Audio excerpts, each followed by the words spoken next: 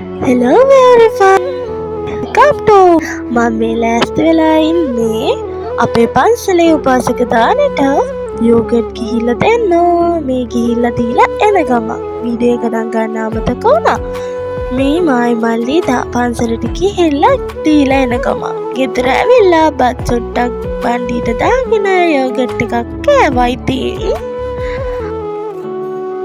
මේ තියෙන ළමයි අපේ නංගිගේ සීනි දන්සල.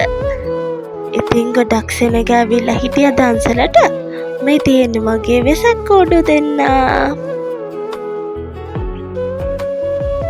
ඉතින් මේක එල්ලන්න බාරගත්තේ නංගි. ඒ වුණාට එයාට එල්ල ගන්න බැරි වුණා.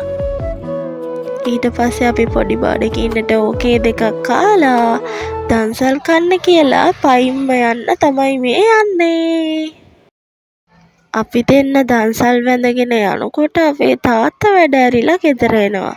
ඉතින් අපි දෙන්න වතාගෙන කඩල දන්සලකුයි තව දන්සල් කිහිපයක්ම වැන්දා.